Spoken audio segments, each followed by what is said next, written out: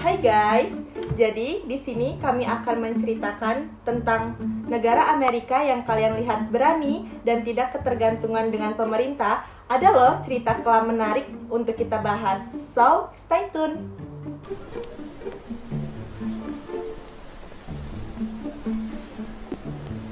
United States atau sebuah negara di Amerika yang dulunya dihuni oleh Native American atau penduduk asli Amerika.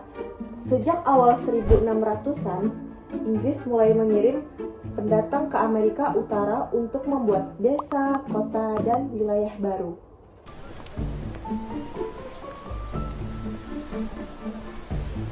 Tujuannya sederhana, karena mencari tanah baru dan hasil bumi. Inggris kuat di laut dan kerajaannya mendukung kolonisasi. Para pendatang bisa berkembang dan bertahan di Amerika sampai akhirnya terbentuk 13 koloni Inggris di Amerika. Awalnya, koloni ini oke-oke aja karena dapat perlindungan dari Inggris, tapi lama-lama mereka kesel karena sama aja seperti dibebanin kayak pajak teh, pajak kertas, dan barang impor. Masalahnya, mereka membayar pajak tapi tidak ada wakil di parlemen Inggris. Inggris memonopoli perdagangan dengan maksa di koloni dan hanya boleh negara Inggris saja, sampai tentara Inggris pun tinggal di rumah warga. Dari situ muncul ide bahwa manusia mempunyai hak untuk bebas, hak suara, dan hak untuk masa depannya sendiri.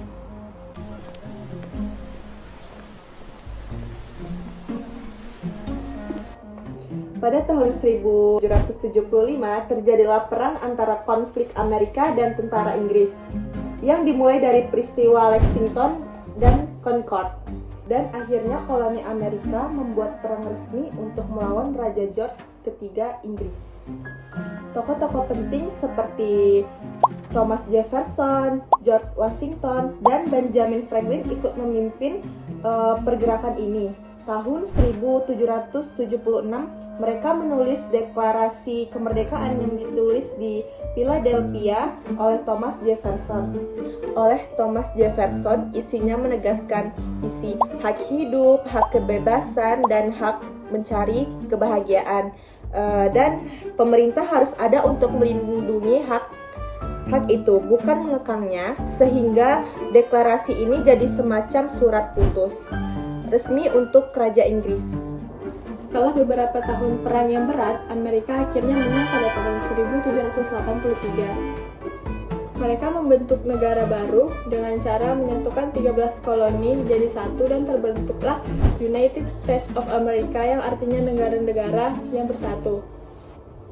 Mereka membuat konstitusi baru supaya kekuasaan pemerintah tidak bisa sewenang-sewenang kayak kerajaan Inggris. Dan akhirnya George Washington diangkat menjadi presiden pertama dan membuat konstitusi yang menjadi salah satu dasar untuk liberalisme.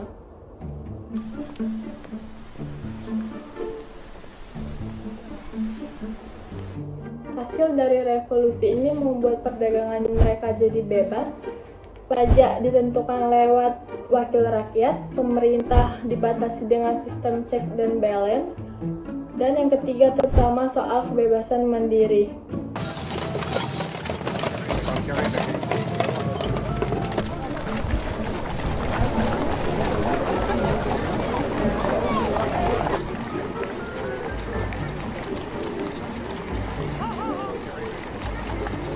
Itu dia sejarah tentang revolusi dan terbentuknya demokrasi liberalisme.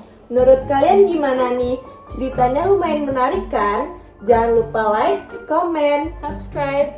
bye bye, see you.